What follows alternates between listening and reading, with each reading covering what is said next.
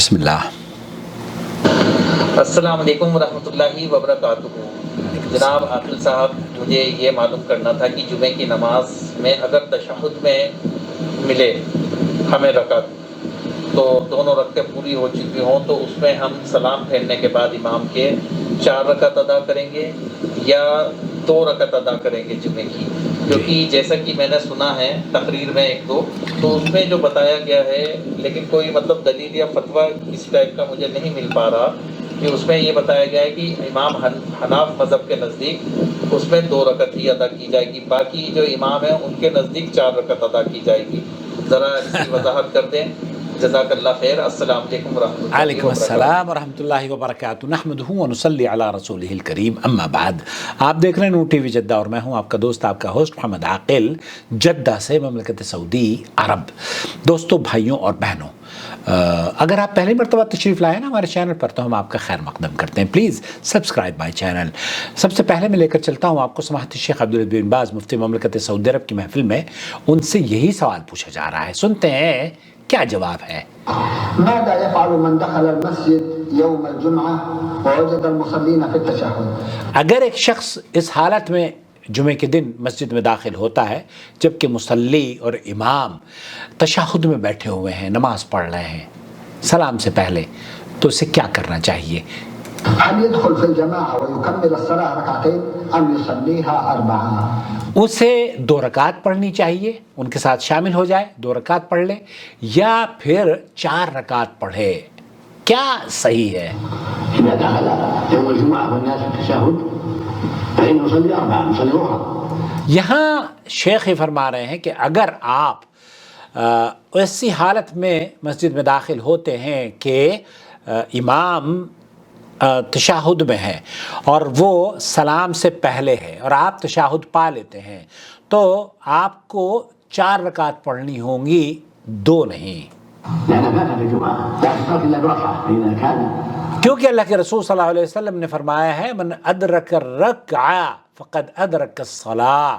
اللہ کے رسول صلی اللہ علیہ وسلم کی حدیث ہے صحیح مسلم کی، جس نے رکعت پا لی اس نے نماز پا لی۔ تو آپ نے رکعت نہیں پائی، اس لیے آپ کی نماز جاتی رہی، البتہ آپ نے اس کا تشہد ضرور پایا ہے، تو تشہد سے نماز کاؤنٹ نہیں کی جائے گی، بلکہ آپ کو ظہر کی نماز ادا کرنی چاہیے۔ الإمام قد رفع الركوع الثاني ولم يدركه الداخل السجود أو التشهد فإنه يصلي ظهر 4 إذا كان في الشاشة زائدة۔ یہاں اگر آپ ایون دو کہ بہت سے اہل علم کا موقف یہ ہے کہ رکوع میں اگر آپ شامل ہو گئے تو رکعت ہو جاتی ہے، لیکن صحیح موقف یہ ہے کہ رکوع میں بھی اگر آپ شامل ہوں تو رکعت کو لوٹانا چاہیے۔ تو آپ اگر سجدے میں بیٹھے ہیں، سجدے میں شامل ہوئے ہیں یا تشہد میں شامل ہوئے ہیں، تو آپ کو نماز 4 رکعت پڑھنی چاہیے، ظہر کی نماز پڑھنی چاہیے۔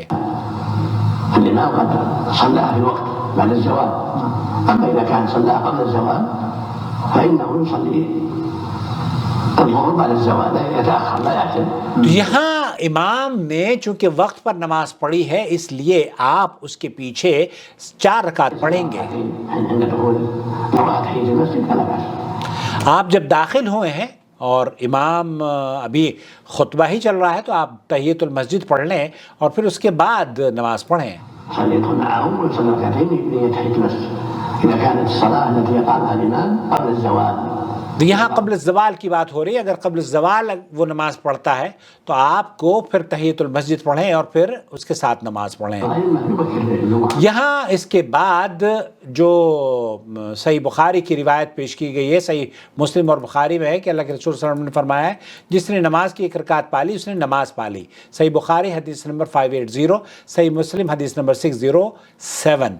اور سنن نسائی میں عبداللہ بن عمر رضی اللہ تعالیٰ عنہ بیان کرتے ہیں کہ رسول اکرم صلی اللہ علیہ وسلم نے فرمایا جس نے نماز جمعہ یا دوسری نماز کی 1 رکعت پالی تو وہ اس کے ساتھ دوسری رکعت بھی ادا کرے تو اس کی نماز مکمل ہو گئی۔ علامہ البانی نے اس حدیث کو صحیح قرار دیا ہے، اور اگر انسان کسی ایسے عذر کے باعث نماز میں شامل نہ ہو سکے جس کا باعث وہ خود نہیں بلکہ وہ غیر ارادی طور پر ہوا، مثلا جیسے سائل نے ذکر کیا کہ گاڑی خراب ہو جائے یا کوئی اور عذر پیش آ جائے یا بھول جائے یا سو جائے، تو اس میں کوئی حرج نہیں اور نہ ہی اس پر کوئی گناہ ہے، کیونکہ اللہ تعالیٰ سورہ احزاب میں فرماتا ہے تم سے جو بھول چوک ہو جائے اس میں تم پر کوئی حرج نہیں، لیکن گناہ اس میں ہے جو تمہارے دل کے ارادے سے ہو، اور اس طرح کا شخص جان بوجھ کر عمدن نماز ضائع نہیں کرتا۔ اور اللہ کے رسول صلی اللہ علیہ وسلم کا فرمان ہے، یقیناً اللہ تعالیٰ نے میری امت سے خطا، نسیان اور جس پر انہیں مجبور کر دیا گیا ہو معاف کر دیا ہے۔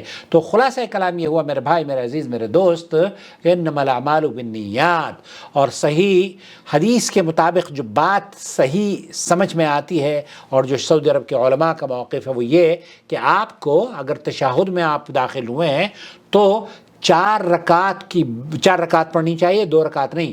2 رکعت تو آپ اس وقت پڑھیں جب کہ آپ کی وہ رکعت مل جائے۔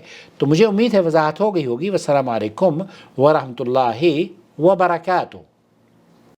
وما أرسلنا من قبلك إلا رجالا نوحي إليهم فاسألوا أهل الذكر إن كنتم لا تعلمون بالبينات والزبر وأنزلنا إليك الذكر لتبين للناس ما نزل إليهم ولعلهم يتفكرون أفأمن الذين مكروا السيئات أن يخسف الله بهم الأرض أو يأتيهم العذاب من حيث لا يشعرون